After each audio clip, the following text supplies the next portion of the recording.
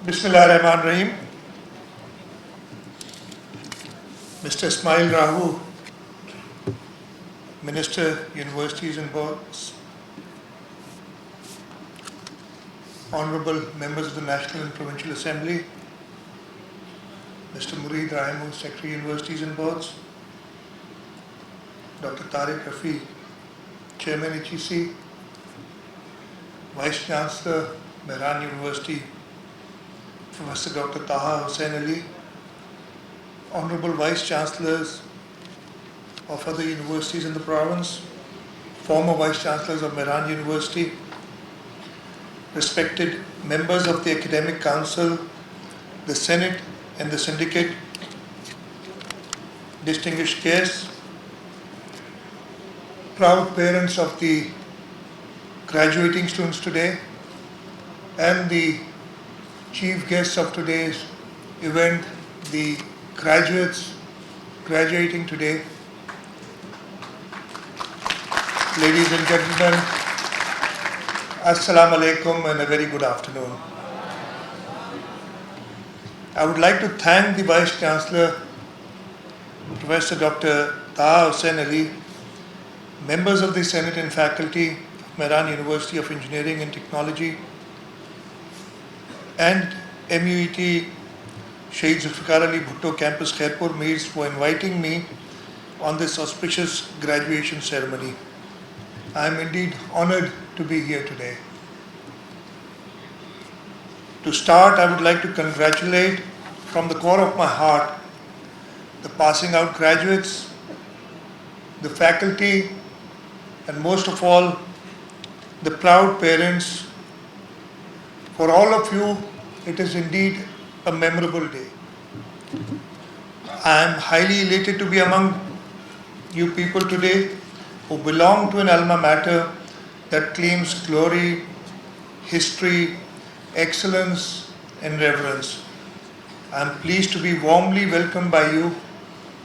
Being an engineer, I can very well relate to the feeling you have upon being the recipients of this life-changing degrees from this reputable institution of Mehran University. Professor, the Vice Chancellor spoke about his favorite batch, the batch of 18. I am from the batch of 18, I am from the batch of 80. But that is another university and another century. It's been a long time, more than 40 years since I started off at a university. I tell you, those started off for, it was planned to be 4 years. It ended up being 5.5 years. And we graduated, and that day I still remember, though unfortunately we've still not had a convocation. I'm still looking forward to the Vice Chancellor trying to award me a degree, because I've never been awarded a degree. I had to go to an office and get it from the clerk. So, perhaps all of us who missed this memorable day would one day get a degree from a chief guest and be proud about it. But I'm sure all the graduates today are very proud for getting their degrees. You'd start a new life today. Those of you who have graduated, then your bachelor's, some would go on to the job market, others would start doing their masters. The 55 master's candidates would probably start off, some would go and do their PhDs, others would start practical lives. And the 13 proud doctors today who were the doctoral candidates and have been awarded degrees today would start off in academia, in service, or in postdoctoral work. I congratulate all of you. The Vice Chancellor presented a report on Mehran University, and I am delighted to know that Mehran University has been categorized as a distinguished public sector engineering university at the national and international level.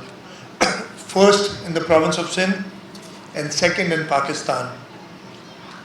However, Mehran has phenomenal potential to rank among the top 100 universities of the world, and I'm sure that this task would also be achieved soon.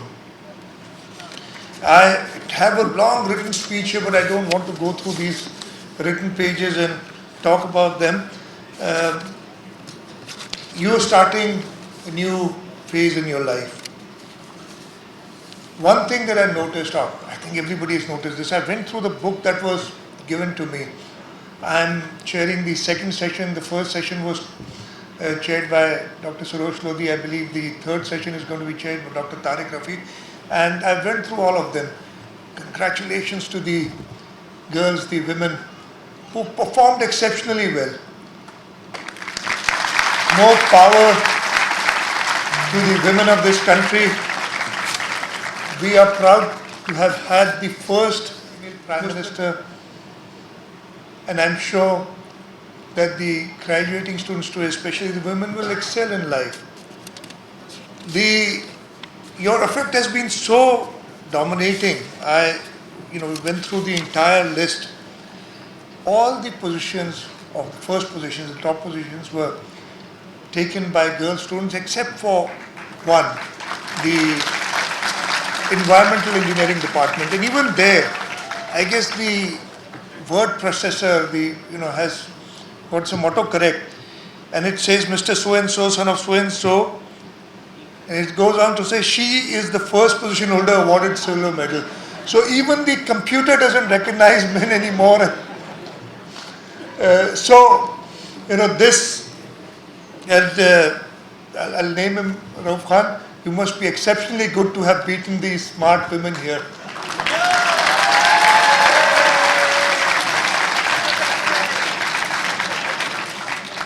And as I said, more power to the women. You are the future of this life, and especially, parents are here, the father sitting there, the mother sitting in the center, and I'd like to especially congratulate the mothers who must have raised these bright young children. And one of the high notes, while I was awarding the doctoral degrees, one of the high notes was when a doctoral candidate came over and I congratulated the candidate, and in return the reply was, it is all because of my mother who's sitting in the audience. So I congratulate the mothers who've raised such bright young boys and girls who inshallah will make you proud, who will make the province proud and the country proud. Dr. Taha told me about the energy issues, and he spoke about building a solar park of about 5 megawatts, and he said we've got adequate land.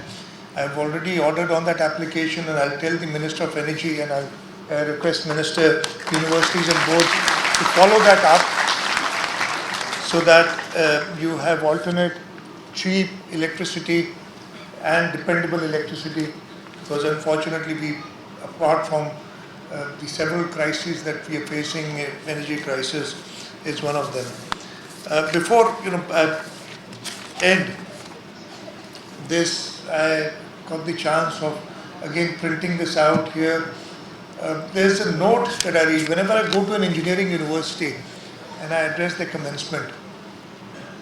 I want to tell the engineering students what their importance is. And your importance, recently we've had these massive floods. 1/3 of the country was underwater. Almost 6 billion people were displaced. Thousands died. Tens of thousands were injured. We had the loss and damage estimate for the country is about $30 billion. The damage assessment or the rehabilitation assessment is about $16 billion. And this is where the engineers are going to play a great role in rebuilding the country, rebuilding it better, rebuilding it to be climate resilient. So you engineers, we as politicians, we as governors of this province rely a lot on you and I, that you will come up to this province and to this expectation.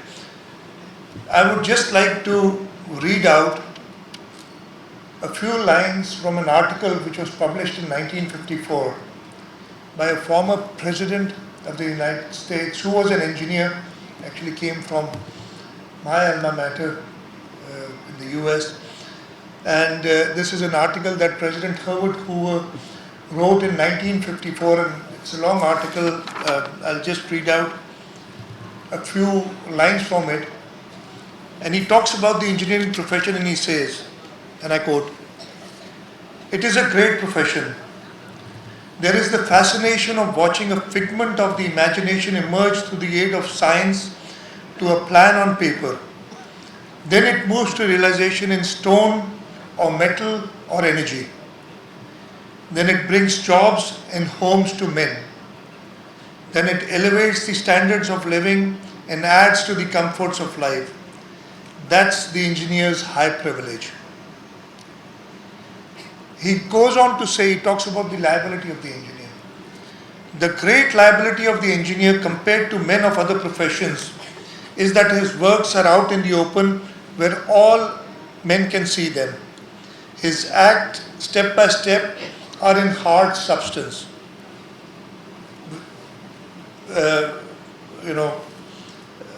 With no offense to the doctors present here, he cannot bury his mistakes in the grave like doctors.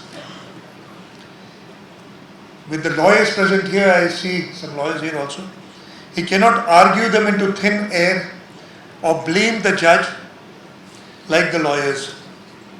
He cannot, and I'll skip this because this is about architects and I don't want to, there are architects here, I'll skip this part. I'll include myself. Cannot, like politicians, screen his shortcomings by blaming his opponents and hope that people will forget. The engineer simply cannot deny that he did it. If his works do not work, he is damned. Unlike the doctor, his is not a life among the weak. Unlike the soldier, destruction is not his purpose. Unlike the lawyer, quarrels are not his daily bread. To the engineer falls the job of clothing the bare bones of science with life, comfort, and hope. No doubt, as years go by, people forget which engineer did it, even if they ever knew, or some politician put his name on it, or they credit to some promoter who uses other people's money or finance to finance it. But the engineer himself looks back at his unending stream of goodness which flows from his successes with satisfaction that few professions may know. And the verdict of his fellow professionals is all the accolade he wants. So, dear fellow engineers, do good, build better, contribute to the development of this university, development of this province, and the development of this country, development of the world, because the world is, as you all know, is a global village now.